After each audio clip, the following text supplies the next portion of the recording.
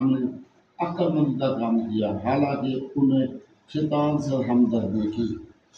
تیسری قسم کے لوگ وہ جو کہتے ہیں اگر تم دل کو حاضر نہیں کر سکتے مگر پھر زبان کو ذکر اللہ میں مصروف رکھنا خاموش رہنے سے بہتر ہے۔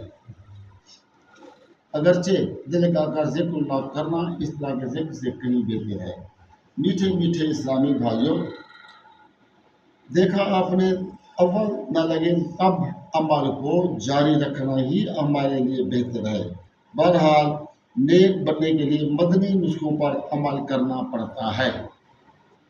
الحمدللہ جل جلالہ اما والو جل شانہ کے فضل و احسان سے ہمیں راہ خدا میں سفر کی سعادت حاصل ہو رہی ہے۔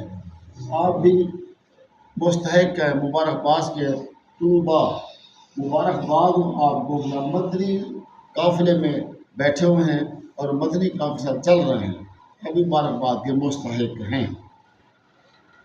راہ خدا میں سفر کے لیے کیا کہنے، ان مدنی قافلوں میں سے بآسانی مدنی انعامات پر عمل کرنے کے لیے بھی سعادت حاصل ہوتی ہے۔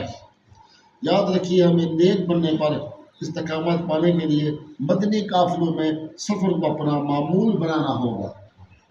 ان سے یہیں تک ختم سفر نہیں ہوگا، جہاں بھی مدنی قافلہ جائے، 6 روزے کے لیے، 3 روزے کے لیے، مہینے کے لیے، جہاں بھی جائے آپ وہاں چلیں، جہاں بھی چاہیں مدنی قافلے کا ذکر کریں، اللہ کی تعریف کریں اور رسول پاک صلی اللہ علیہ وسلم تعریف کریں اور اس پر عمل پیرا ہوں۔ اللہ تعالیٰ کا کروڑ احسان ہے کہ اس نے ہمیں اپنی راہ میں سفر کرنے والے آج کے رسول کے ساتھ سنتوں کی تربیت کی خاطر مدنی قافلے میں سفر کرنے کے لیے جمع کیا۔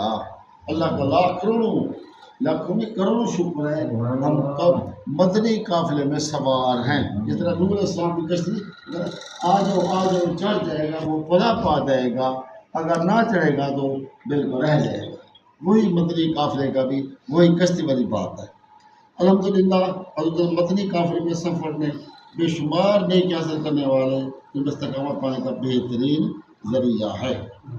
بلکہ راہ خدا میں سفر کرنے والے عاشق رسول قسمت کو کیا کہنے، جہاں خوش نصیب آج کے رسول پر راہ خدا میں سفر کی برکت سے قدم قدم پر اللہ تعالیٰ کی رحمتیں چھما چھم چھا جاتی ہیں۔